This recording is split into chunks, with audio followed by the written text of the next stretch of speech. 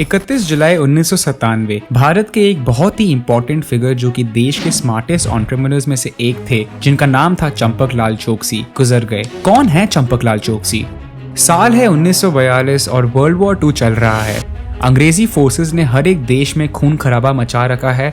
इसके 4 साल पहले एक तरफ 34 साल की उम्र में JRD टाटा ग्रुप के यंगेस्ट चेयरमैन बन चुके थे और दूसरी ही तरफ बिरलाज अपने मैन्युफैक्चरिंग एम्पायर को सेटअप करने में बिजी थे। उन्हीं दिनों में भारत में अंग्रेजी फोर्सेस ने काफी सारे प्रोडक्ट्स पे इंपोर्ट बैन लगा दिया था, क्योंकि एक वो कॉस्ट इफेक्टिव था और दूसरा वर्ल्ड वॉर 2 इनके पॉकेट्स खाली करने में लगी हुई थी। इनमें से एक इंडस्ट्री जिसे बैन किया गया था थी पेंट्स की इंडस्ट्री।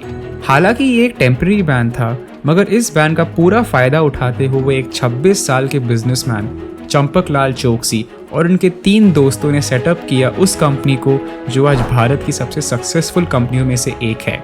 जी हाँ, हम बात कर रहे हैं एशियन पेंट्स की।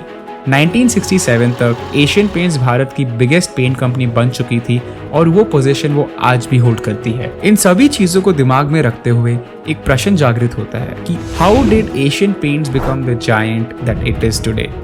आप पूछ सकते हो कि मैं इसे एक जायंट क्यों कह रहा हूँ। उनके पास तो बर्जर और नेरोलैक पेंट्स जैसे कंपेटिटर्स हैं ना, जो कि बहुत अच्छा कर रहे हैं, बट ऐसा क्या है जो बर्जर और नेरोलैक नहीं कर रही जो एशियन पेंट्स कर रही है। अगर आप अपने कोई भी आसपास के एशियन पेंट्स के शॉप में जाओगे तो आपको ये पता चलेगा।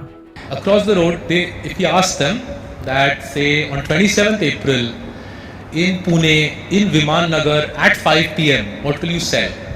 They can tell us right now with 98% accuracy. समझ रहे हैं एशियन पेंट्स को मैंने एक जायंट क्यों कहा? इसका क्रेडिट सिर्फ एक इंसान को जाता है जिसका नाम है चंपकलाल चौकसी। 1940s एंड 50s में डेकोरेटिव पेंट्स एक कमोडिटी बिजनेस था जो कि मेनली ड्राई डिस्टेम्पर, जिसे हम चूना के नाम से जानते हैं, उस पर डिपेंड करता था। चौकसी जी का चैलेंज एशियन पेंट्स के ब्रांड को सफल बनाने का था और उसके लिए देश भर में से उन्हें कुछ ही डिस्ट्रीब्यूटर की जरूरत थी जो कि डिमांड और सप्लाई को कंट्रोल कर पाए। मुंबई और पुणे के डिस्ट्रीब्यूटर्स ने तो चौकसी के माल को लेने से इनकार कर दिया। इसके बाद चौकसी और उनके पार्टनर्स गांव की तरफ गए, जहां पे उन्होंने डायरेक्टली शॉपकीपर्स को अपना माल बेचा। एशियन पेंट्स ने अपनी पहली डीलरशिप खोली दक्षिण महाराष्ट्र के एक छोटे से शहर में जिसका नाम था सांगली। चौकसी जी की ताकत उनके एनालिटिकल और आइडेंटिफिकेशन स्किल्स पे थी, जिसकी वजह से वो कंजम्पशन ट्रेंड्स और पैटर्न्स को बहुत पहले ही देख लिया करते थे और फिर सोच विचार करके फर्स्ट मूवर्स का एडवांटेज एंजॉय करते थे। इसे एक उदाहरण के तौर से समझते हैं। तमिलनाडु में पोंगल फेस्टिवल और महाराष्ट्र में पोला फेस्टिवल के दौरान गांववासी बैल की पूजा किया करते थे। चौकसी जी ने नोटिस किया और देखा कि इन त्योहारों के समय बैल के सींग पे लोग पेंट करते थे, तो उसके लिए उन्होंने पेंट्स को छोटे पैकेट्स में बेचना शुरू किया, जिसके कारण उन्होंने बहुत पैसा कमाया। 1940s में चौकसी जी ने इंडस्ट्रियल पेंट्स की जगह पेंट्स के डेकोरेटिव रिटेल सेगमेंट को चुना। उन्हें लगा कि इंडस्ट्रियल पेंट्स का बिजनेस जो है वो बहुत ही प्राइस ड्रिवन है और जिस भी कंपनी ने अपने पेंट्स को सबसे कम दाम में बेचा उसे ही सबसे ज्यादा मार्केट शेयर मिलता था। लेकिन डेकोरेटिव रिटेल सेगमेंट बहुत ही डिफरेंट था। इस इंडस्ट्री में इतना पोटेंशियल था कि चौकसी जी ने अपना सारा पैसा इधर लगा दिया और इस कंज्यूमर फेसिंग सेगमेंट में एक बहुत ही स्ट्रॉन्ग प्रेजेंस बिल्ड किया। धीरे धीरे एशियन पेंट्स के प्रोडक्ट्स की डिमांड इतनी बढ़ गई थी कि छोटे शहरों और सिटीज के डीलर्स ने तो इसके पेंट्स को स्टॉक करना शुरू कर दिया था।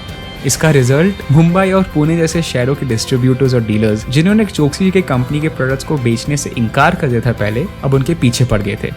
इन्होंने अपने बिजनेस को रूरल से अर्बन में ट्रांजिशन किया और इस अप्रोच के कारण वे एक अनटैप कंज्यूमर सेगमेंट को केटर करने लगे। इसकी मदद से एशियन पेंट्स का एनुअल टर्नओवर 23 करोड़ रुपए हो गई थी और ये सिर्फ लॉन्च होने के 10 साल बाद की बात है। समय गुजरता गया और 1967 में जब एशियन पेंट्स को शुरू हुए 25 साल हो गए थे, वो भारत की लार्जेस्ट पेंट कंपनी बन चुकी थी बाय रेवेन्यू। इस फेज में कंपनी ने करेक्ट प्रोडक्ट पोर्टफोलियो को एस्टैब्लिश करने पे फोकस किया, जिसके कारण उन्होंने एक ऑप्टिमल डिस्ट्रीब्यूशन चैनल के साथ साथ ब्रांड रिकॉल वैल्यू भी बना लिया था। हालांकि ये कंपनी 1952 से 1962 के बीच में ज्यादा प्रॉफिटेबल नहीं थी। इनका रेवेन्यू लगभग 21% CAGR से ग्रो किया और ROC 26% पे। इस वीडियो में हमने एशियन पेंट्स की शुरुआत को देखा और ये भी देखा कि कैसे चंपकलाल चौकसी ने अपने ऑपरेशंस को ऑटोमेट किया ताकि वो बना सके जिसे हम आज जानते हैं as one of the world's largest data company.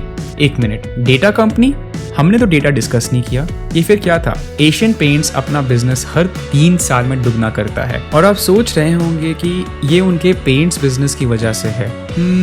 आप सोच तो सही रहे हैं, पर एशियन पेंट्स गूगल और फेसबुक से कम नहीं है। जी हाँ, एशियन पेंट्स के पास गूगल और फेसबुक जितना डेटा भी हो सकता है।